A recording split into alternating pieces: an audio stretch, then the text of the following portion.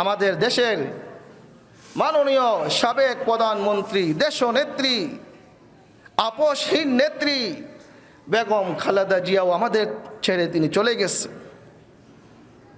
উনি একজন আপোষহীন নেত্রী, কারোর সাথে উনি কোনো আপোষ করেন নাই, বাতিলের সামনে কখনো মাথা নত করেন নাই।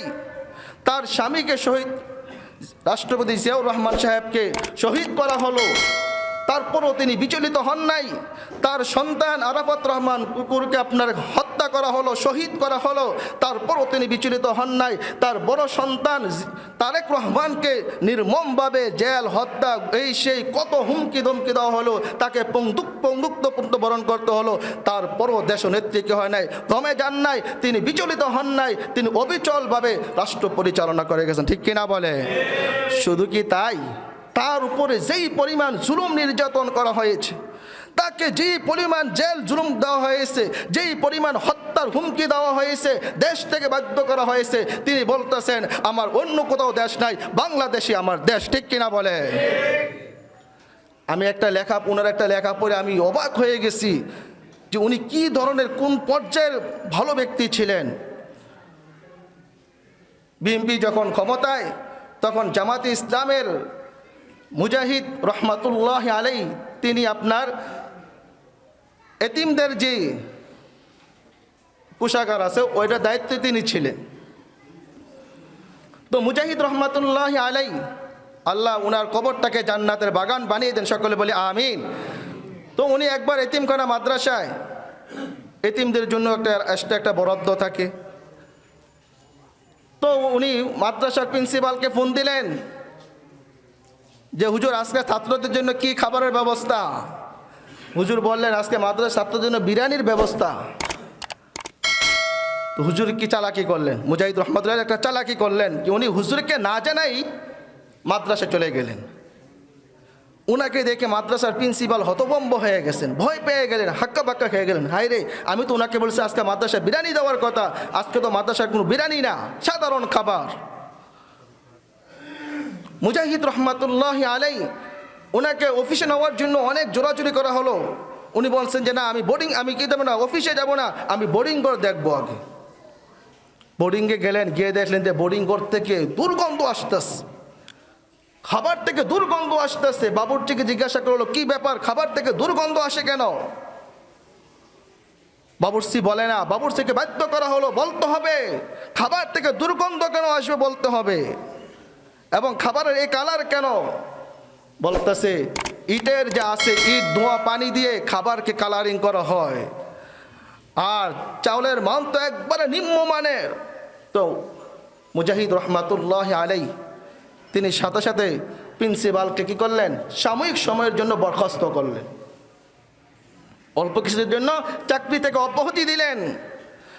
তিনি যখন ফিরে আসলেন, দেশনেত্রী বেগম খালেদা জিয়া সাথে তার সাক্ষাৎ হয়ে গেল। দেশনেত্রী বেগম খালেদা জিয়া তাকে জিজ্ঞাসা করলো যে কি অবস্থা, কোথায় থেকে আসলেন? বলতেছে পুরা ঘটনা তিনি শোনাইলেন, এই অবস্থা। দেশনেত্রী তাকে জিজ্ঞাসা করলেন প্রিন্সিপালকে কি করছেন? বলে প্রিন্সিপালকে সাময়িক সময়ের জন্য, অল্প সময়ের জন্য বরখাস্ত করা হয়েছে, দায়িত্ব থেকে বিরতি দেওয়া হয়েছে। দেশনেত্রী বেগম খালেদা জিয়া উচ্চ কণ্ঠে বললেন শুধু তাকে অল্প দিনের জন্য বহিষ্কার করলেই হবে না, যেই নাকি এতিমের সাথে কি করে গাদ্দারি করে, এতিমকে যে দুর্বল খাবার খাওয়ায়, এতিমকে সাথে যারা তামাশা করে, এরকম হুজুরকে এই দায়িত্বে বহাল রাখা যাবে না। যান, সাথে সাথে যান, তাকে একবার চিরতরের জন্য এই কাজ থেকে, দায়িত্ব তাকে কি করেন, অব্যাহতি দেন, বাতিল করে দেন। অথচ এই দেশনেত্রীকে এতিমের মাল বক্ষণ মামলায় তাকে জুলুম নির্যাতন করা হয়েছে। যে দেশনেত্রী এতিমের প্রতি এত সোচ্চার, এত সজাগ দৃষ্টি, এই দেশনেত্রীকে এতিমের কি মাল বক্ষণে মামলায় তাকে মামলা জেলখানায় ঢুকানো হয়েছে। ইমাম আহমদ ইবনে হাম্বল বলেছিলেন তোমরা আমাদের উপর জুলুম নির্যাতন করো, কিন্তু জানাজাই প্রমাণ করে দিবে কে শ্রেষ্ঠ ছিল, কে উত্তম ছিল, কে ভালো ছিল, কে কি অনুত্তম ছিল। ঠিক কিনা বলেন? জানাজাই প্রমাণ করে দিবে। দেশনেত্রী বেগম খালেদা জিয়ার জানাজা প্রমাণ করে দিয়েছেন তিনি যে প্রত্যেকটা মানুষের হৃদয়ে ছিলেন, প্রত্যেকটা নাগরিক, প্রত্যেকটা মানুষ, প্রত্যেকটা আলেম সমাজ তাকে মহব্বত করতেন, ভালোবাসতেন। ঠিক কিনা বলেন? ওনার তো সৌভাগ্য যে ওনার জানাজা পড়াইছেন বিশ্ববিখ্যাত আলেম। আপনারা তো আব্দুল মালিক সাহেবকে চিনেন না, আপনারা আসলে খতিব সাহেবকে চিনেন না, আপনারা আলেমদেরকে চিনেন না। আমাদের বাইতুল মুকাররমের বর্তমান যে খতিব সাহেব, আল্লাহু আকবার, ওনার মানে আপনার প্রশংসা করলে শেষ হবে না, ওনার প্রশংসা করলে শেষ হবে না। আমরা তো খালি সুর বিচারি কু করতে পারলে, চিল্লান দিতে পারলেই মনে করি খতিব সাহেব যে কত ভালো। আমাদের বাংলাদেশের যিনি বর্তমান খতিব, বাইতুল মুকাররমের যিনি বর্তমান খতিব, শুধু বাংলাদেশের শ্রেষ্ঠ আলেম না, তিনি পুরা পৃথিবীর শ্রেষ্ঠ আলেম, পুরা পৃথিবীর শ্রেষ্ঠ আলেম। তো ওনার লিখিত কিতাব আল আজহার বিশ্ববিদ্যালয় মদিনা ভার্সিটিতে পড়ানো হয়। বলেন সুবহানাল্লাহ। উনি এত তাকওয়া, এত পরহেজগারি, এত আল্লাহওয়ালা, এত বুজুর্গ, হাদিস বিশারদ, ফকিহ মানুষ, একজন সাধারণ মানুষ। ওনার চাল চলন দেখবেন সাধারণ মানুষ, কি স্যান্ডেল পরে, হ্যাঁ, গরিব মানুষের একটু উত্তম স্যান্ডেল পরে। তো খালেদা জিয়ার রহমাতুল্লাহ আলাই উনার একটা সৌভাগ্য যে উনার জানাজা পৃথিবী বিখ্যাত, জগৎ বিখ্যাত, জগৎ শ্রেষ্ঠ একজন আলেম পড়িয়েছেন। এবং ওনার আরেকটা সৌভাগ্য যে ওনার জানাজা বহন করেছেন তিনজন আলেম। কয়জন আলেম?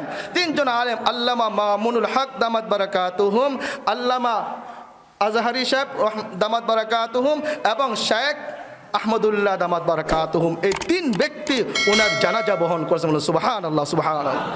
এটা ভাই এমনি হয় না, এটা এমনি হয় না। আদর, মোহাব্বত, ভালোবাসা আপনি টাকাটা কিনতে পাবেন না।